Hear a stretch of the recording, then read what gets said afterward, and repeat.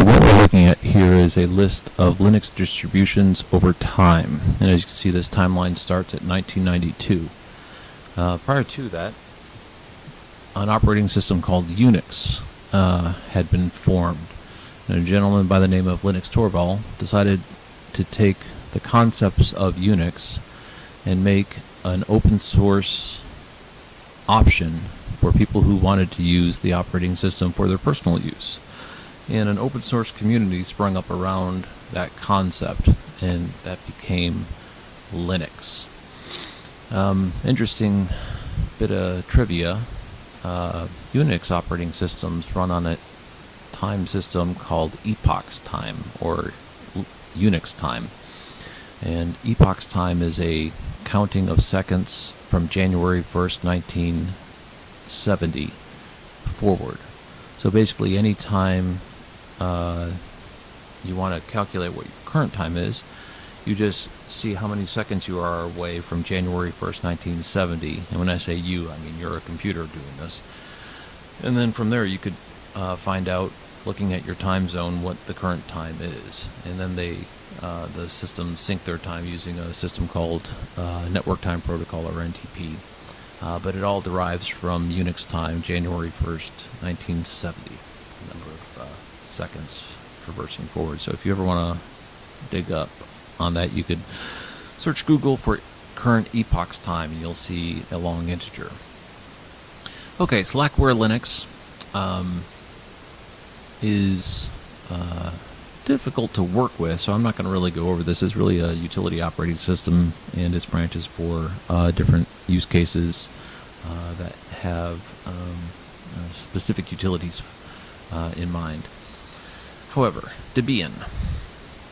Debian came around in the mid-90s, and this is really when Linux started to gain popularity. Debian Linux, or Debian Linux, depending on how you want to pronounce it, and you could tell just from the number of distributions that have sprung up from it in different branches, is tremendously popular. It is still a running distribution today. You can download and install Debian Linux, Raspbian for the Raspberry Pi, Kali Linux right here, developed by a company called Offensive Security, is a collection of information technology security tools collected into a single distribution to make it easy to install and use. It's not really good for a daily driver, but if you're looking to become familiar with information technology security practices, Kali Linux is a great one to play around with. And Offensive Security has some tutorials on their website on how to use it and the different tools that are on there. I've done a lot of research on the tools associated with Kali Linux, and there's some that are also available that are not by default in the Kali Linux distribution, but it's a great starting point. Linux Mint, this says Linux Mint Debian edition. There's also a Linux Mint, just straight up Linux Mint. I think it's about part of Ubuntu. Let me see if I can find it real quick. Right here, Linux Mint is trying to make Linux popular by making it very easy to use. And I've used Linux Mint before. It is very easy to use, easy to install, no hassle. Comes with a nice selection of applications, productivity applications. So that's a great one to start with. And then, of course, Canonical's Ubuntu. They've been around a long time. It is free. The way Canonical makes money is they can sell you support if you want it, but it's not mandatory like it is with Microsoft. You could download, install, and run Ubuntu for as long as you want, and as long as you don't need to call it Canonical, it'll continue to be free. But one thing they've done over the years, I believe as a result of their desire to increase their profits, the operating system has become what I consider to be clunky because there's additional add-ons to it. So Linux Mint, in my opinion, is a little bit better of an option than straight up Ubuntu. However, further on down the list, we're talking Red Hat. Red Hat Enterprise Linux, their focus was to create a stable Linux operating systems that businesses could run their applications on. And if you look at the market share of enterprise servers running Linux and what distribution they're running, Red Hat is the market leader, and they have been for a long time. So if you're running an Oracle database within your business on a Linux system, you're likely running it on Red Hat.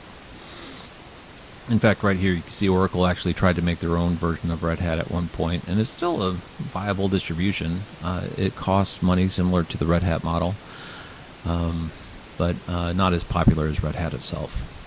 And the way Red Hat works, there's basically three primary distributions. There's Fedora, there's Red Hat, and CentOS, or CentOS, depending on how you want to pronounce it. The way it works is Fedora is the beta testing of the new features, so it has all the new cool stuff that all the trendy people are using.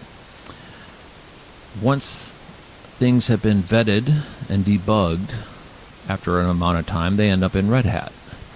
And there was a team of open source enthusiasts that then took the Red Hat distribution because it's open source, and they made something called CentOS. The problem was CentOS fell on hard financial times about 5 years ago, and Red Hat showed up and provide financial support and also a portion of ownership.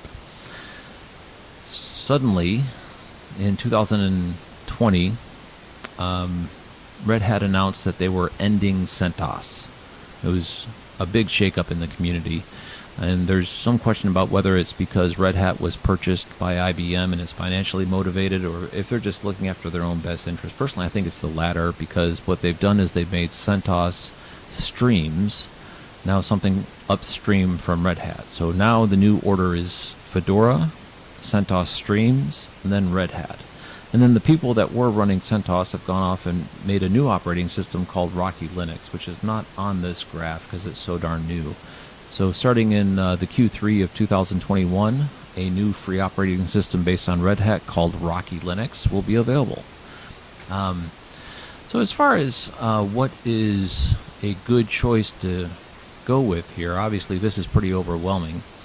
Debian, Ubuntu, Mint, CentOS. Actually, I wouldn't go with CentOS because it's basically a dead operating system now. Fedora is a good one to go with if you're a little bit more into newer stuff. However, my personal opinion, although it's a paid operating system to run business applications on, if you're just using it as a personal daily driver for a computer, Red Hat makes development licenses available to anyone who signs up for a developer account.